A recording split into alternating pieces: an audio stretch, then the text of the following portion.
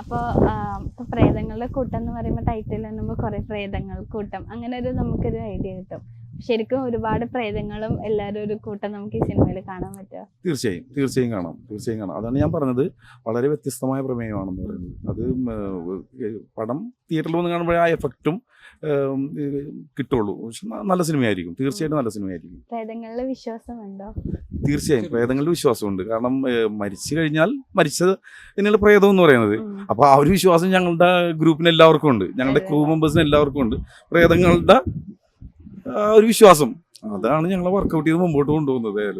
ഈ പറയാറുണ്ട് പ്രേതങ്ങളെ വിശ്വാസം ഉണ്ടെങ്കിൽ ദൈവം ഉള്ളതുകൊണ്ടാണെന്ന്. അപ്പൊ ദൈവത്തിലും വിശ്വാസമുണ്ട്, അതുപോലെ തന്നെ പ്രേതങ്ങളുണ്ട്. കാരണം അത് ലോജിക്കായിട്ടുള്ള ഒരു കാര്യം തന്നെയല്ലേ. കാരണം ദൈവമുണ്ട്, അതുപോലെ തന്നെ പ്രേതങ്ങളുണ്ട്.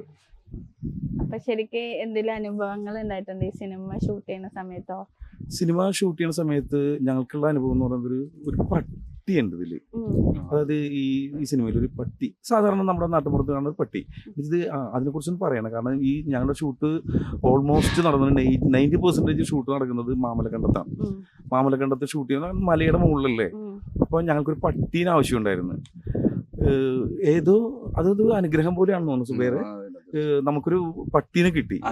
അവൻ ഓൾ ക്യാരക്ടറാണ് പട്ടി. പക്ഷെ ഞങ്ങളുടെ ഒപ്പം ജഗ്ഗു എന്നാണ് അവൻ്റെ പേര്. അപ്പം അവൻ ഞങ്ങളുടെ ഒപ്പം ഉണ്ടായിരുന്നു. ഞങ്ങൾ 15 ദിവസം മാമലക്കണ്ടത്ത് ഷൂട്ട് ഉണ്ടായിരുന്നു. ഈ 15 ദിവസം ഇവൻ ഞങ്ങളുടെ പിന്നാലെ തന്നെ ഉണ്ടായിരുന്നു. കാരണം ഇതിൽ പ്രേതമായിട്ട് കളിക്കുന്നത് നമ്മുടെ ഒരു സുഹൃത്ത് അപ്പു എന്ന് പറയണവനാണ്. അപ്പുവിൻ്റെ ഏറ്റവും നല്ല സുഹൃത്തായിരുന്നു ഈ ജഗ്ഗു എന്ന് പറയുന്ന പട്ടി. അപ്പോൾ സത്യമായിട്ട് അതിൽ വിശ്വാസമുണ്ട്. ആ ഒരു പ്രേതം അല്ലെങ്കിൽ ഇങ്ങനെയൊക്കെയുള്ള ഒരു കാര്യത്തിൽ ഒരു മിറാക്കിൾ നടന്ന പോലെയാണല്ലോ, അത് ഒരു അതിശയം നടന്ന പോലെ ഞങ്ങൾക്ക് തോന്നുന്നു. കാരണം പട്ടി മെയിൻ ഒരു ക്യാരക്ടർ തന്നെയാണ്. അപ്പൊ എനിക്ക് ചേട്ടനോടാണ് ചോദിക്കുന്നത്. ഇപ്പോൾ ചേട്ടന് മുന്നേ ചെയ്ത സിനിമയാണ് ലിജോ ജോസ് പല്ലിശ്ശേരിയുടെ മൂവി എന്ന് പറഞ്ഞല്ലോ. അപ്പൊ നമ്മുടെ മലയാളത്തിൽ തന്നെ ഒരു വൺ ഓഫ് ദി ബെസ്റ്റ് ഡയറക്ടറാണ് ആള്. അപ്പൊ ആളുടെ ഒപ്പമുള്ള എക്സ്പീരിയൻസ് എങ്ങനെ ഉണ്ടായിരുന്നു? അതിൽ ഒരു 14 ദിവസം അതിൻ്റെ വർക്ക് ഉണ്ടായിരുന്നു. എല്ലാ ദിവസവും രാത്രി ഒരു 6 മണിയാകുമ്പോൾ സെറ്റ് ചെയ്തവരെയൊക്കെ തന്നെ പ്രേതങ്ങളോട്ടുകാർ തന്നെ രാത്രി തുടങ്ങുന്നു. എന്താ പറയുക, ഒരു എൻ്റെ സമയമൊക്കെ ഒരു 2 മണിക്ക് രാവിലെ ആകുമ്പോൾ അത് തീരണം. കാരണം രാത്രിയാണല്ലോ ഇത് എടുക്കുന്നത്. അങ്ങനത്തെ ഒരു സാധനം. പക്ഷേ ഇതിനകത്ത് ആ സമയത്തൊക്കെ ഒരു എന്താ പറയുക, വിനായകനെയും ഞാനും തമ്മിലുള്ള സാധനമൊക്കെ 12-11 ടേക്ക് എടുക്കുമ്പോഴാണ് ശരിയാണത്. വണ്ടി റിവേഴ്സ് ചെയ്ത് ഇതെങ്കിലും ടേക്ക് ശരിയാണോ എന്ന് പറയും.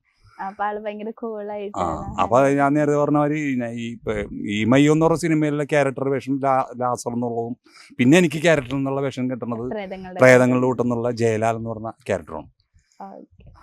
അപ്പോൾ നമ്മുടെ സിനിമ ഇങ്ങനെ റിലീസിന് ഒരുങ്ങുകയാണ്, എന്താണ് നമ്മുടെ പ്രേക്ഷകരോട് പറയാനുള്ളത്? തീർച്ചയായിട്ടും എനിക്ക് പറയാനുള്ളത്,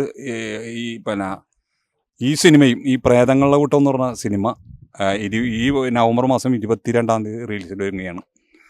അപ്പോൾ ഞങ്ങളൊരു പുതുമുഖങ്ങളാണ്, നിങ്ങളൊന്നും അറിയില്ലെന്ന് തോന്നുന്നു. എങ്കിലും ഞങ്ങളെയും മറ്റുള്ള കഥാപാത്രങ്ങളെ വിജയിപ്പിക്കുന്നവർ ഞങ്ങളെയും വിജയിപ്പിക്കുക. അതുപോലെ തന്നെ എൻ്റെ നാട്ടുകാരനായ പള്ളുരുത്തിക്കാരനായ സുധീർ സാലി സംവിധാനം ചെയ്ത സിനിമയാണ്. ഇപ്പോൾ ഈ സിനിമയിൽ ഏതാണ്ട് ഒരു സംഘങ്ങൾ എങ്ങനെ ഉണ്ടെങ്കിലും അതിൽ നിന്ന് 4-5 പേരെങ്കിലും രക്ഷപ്പെട്ടു പോകണമെന്നുള്ള ആഗ്രഹമാണ് എനിക്ക്. ഒന്നില്ലെങ്കിൽ സംവിധാനം രക്ഷപ്പെടുവോ, അല്ലെങ്കിൽ നിർമ്മിതാവ് രക്ഷപ്പെടുവോ, അല്ലെങ്കിൽ അതിനകത്ത് അഭിനയിച്ച ഞാനല്ലെങ്കിലും മറ്റുള്ളവരെങ്കിലും രക്ഷപ്പെടുവോ. അങ്ങനെ ആ സിനിമ വിജയിക്കണം എന്നുള്ള. വേറെ ഇപ്പോൾ ഈ 5ഓളം സിനിമകൾ ചെയ്തു. അപ്പോൾ ഈ ഒരു ക്യാരക്ടർ വേഷം ഈ മയോന് ശേഷം പിന്നെ പ്രേതങ്ങളെ കൂട്ടം എന്ന് പറഞ്ഞ സിനിമയാണ്. എന്തുകൊണ്ടാണ് ആ ഒരു ഇടവേള, പിന്നീട് ഒരു സിനിമയിലോട്ടും വരാനത് എന്തുകൊണ്ടാണ്? എന്ന് വെച്ചിട്ടുണ്ടെങ്കിൽ ഞാൻ ഈ സുധീർ സാലി സംവിധാനമുള്ള, അപ്പോൾ എന്നെ വിളിച്ചിട്ട് പറഞ്ഞു ഇതിനകത്തൊരു വേഷമുണ്ട്, ചെയ്യാൻ പറ്റുമോ എന്ന് ചോദിച്ചു. അപ്പം ഞാൻ പറയാട്ടെന്ന് പറഞ്ഞു. പിന്നെ വൈകുന്നേരം ഞാൻ ചെല്ലണു. അങ്ങനെ 10-11 ദിവസത്തോളം പള്ളുരുത്തി തന്നെ അതിൻ്റെ റിഹേഴ്സൽ. ഇടവേള എന്ന് പറയുമ്പോൾ അതായത് ഈ എന്താണ് പത്രോസിൻ്റെ പടപ്പുകൾ കഴിഞ്ഞതിന് ശേഷം ഏകദേശം ഒരു 2 വർഷത്തിന് ശേഷമാണ് ഈ സിനിമയിലോട്ട് വന്നത്.